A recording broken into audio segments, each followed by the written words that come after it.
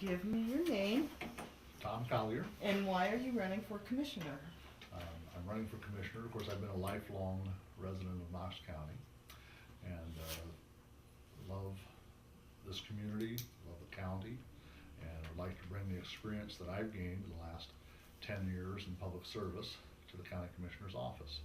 We have a lot of things in Knox County not only to be proud of, but to protect, like our resources, and we're looking at major growth in the county, that we want to make sure that we have items and issues in place so that we don't end up in a situation where we're trying to address situations too late when more major growth comes in the future. So what can you bring to the table that your opponents cannot? Well, first of all, I have more than 10 years of public service experience, working with the constituents of Knox County, number one. Number two, having worked with not only township trustees, but county commissioners throughout the region and across the state on issues that were important to them when I was in the legislature. Also having local government experience on city council. So having that full breadth of experience, I think, will be very important to the Knox County Commissioner's Office. So would you say that's why we should vote for you then? I think I would place myself as a very qualified candidate with a proven track record of public service, one who is concerned not only about the constituency and being open, accessible, available to constituents, but also somebody who has the knowledge to know not only what the workings of the county commissioner's office are, but the knowledge of the local community to know about the concerns and to be looking forward of what we can do in Knox County to avoid the pitfalls of some of the counties that have surrounded us.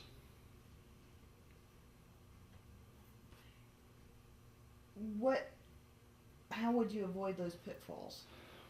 Well, I think if you look at the growth patterns in Ohio, I think Knox County in the last census was certainly in the top 10, and I believe actually in the top 5 of the fastest growing counties in the state.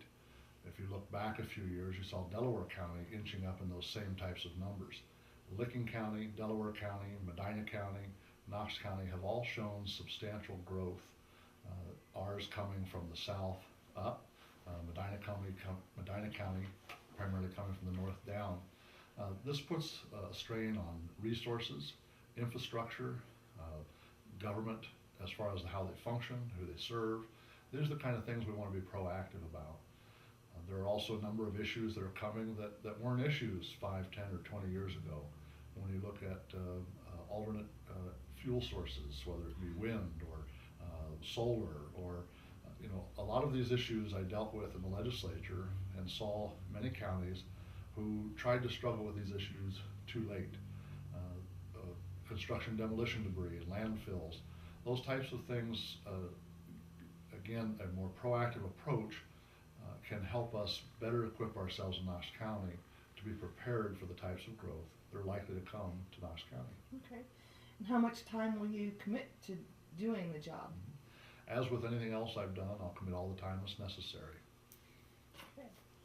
What, if anything, can the commissioners do in regard to hydrofracking and injection wells to preserve our water and soil? Sure. Drilling and hydro drilling, fracking as it's referred to, has been around for a long time. It is the wave of the future as it goes to the Utica Shale and the Marcellus Shale, which surrounds and includes a good portion of Knox County. It's something that the commissioners can ensure is that we have the proper regulations, the proper oversight.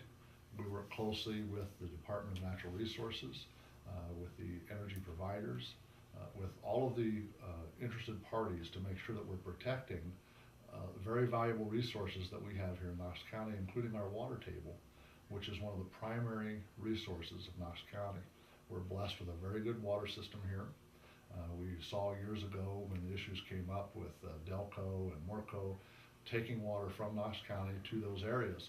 It's because the counties that surround us don't have the same water tables and sufficient product that we have. Most people don't realize that even northern parts of Ashland County and north of that primarily get much of their water from Lake Erie. We're very fortunate to have a good water table in Knox County. We want to make sure that we protect it, not just for our citizens, but for the region as a whole. So should the commissioners then have any say in the permitting the wells, or that permit process? You know, I'm not sure in the specific process where the commissioners would come in, but we do want to ensure that we have the right regulations and process in place, working closely with the Department of Natural Resources to make sure and ensure that all of our resources are well protected before we move too far forward in the fracking. Okay. Which employees are the commissioners responsible for hiring? The commissioners in Knox County in particular, there are more than 36 agencies in Knox County, of which the commissioners have some say, whether that means the board of one of the commissioners on our county board serves on another agency board, or is affiliated with, or has some oversight for a number of agencies. Again, my last count, somewhere over 36 in Knox County alone. It's hard to know from each specific agency which employees the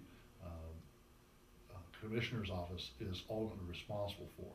But it's safe to say that we have some input in employees, hundreds of employees across many various agencies, because of the inner workings of the budget and so forth. So while I can't tell you exactly which employees the county commissioners do or do not hire, I can tell you that it's obvious that we have some say in a number of employees and a number of boards across the county, which would have to number into the hundreds, that we should at least have interest in who is hired. What process is used to check references and past employment history? My understanding is that the prosecutor's office has had some say in doing the background checks and making sure that those who fill out applications are filling them out appropriately. I would say that there's probably no way, having experienced myself in both my own business and with real estate, there's probably no way to ensure 100% that what somebody's telling you is accurate. But we do need to make sure that we have a system in place that will ensure that we have done our due diligence in making sure that we get the right people in the right place. These are taxpayer dollars that we're working with. There are employees that we are responsible for. There are a number of agencies, as we said, that we have direct, if not indirect, affiliation with, and we need to make sure we can do everything possible to get the right people in the right places. To your knowledge, has that vetting process changed over the years? Well, I think that what has changed over the years, and again, I can't speak to the specific process that has been used in recent years at the county commissioner's office, but I think what's changed is the number of agencies, the number of employees. As that continues to grow in our county, it continues to add more and more possibilities for these types of situations to arise. But again, a blanket statement is that we should have in place processes to follow, whether you're hiring or firing someone, so that we know that we're consistent and we can try to avoid litigation, which, as you know, we live in a very litigious society, and people are filing lawsuits and looking at personnel claims from every aspect, and we just have to be very diligent. Anything else you want to address that we haven't talked about so far? Well, I think the county commissioner's office is very complex, not just because of the number of agencies, but they're now looking at all combined over a $60 million budget when you look at all the various budgets combined. That's a very important fact that we need to be aware of, and that when we have people, whether in the county commissioner's office or in any other elected office, that they're doing everything they can to watch out for for what is best for the taxpayer's dollar, to account for every dollar, and to make sure that there is open and accessible information so that we all know that our dollars are being handled to the best possible way. So then, what would be your main goal as a commissioner? Well, as with any public service that I've ever served in, it's to be open and accessible to the constituency, number one. Number two, because the Commissioner's Office requires someone with some administrative experience to know about the agencies, to serve on the boards, and to have some oversight with all of these agencies, making sure that we're working together, not only with those agencies, with the other elected officials, but also with the township trustees, county commissioners from other counties surrounding us, as well as our state legislature.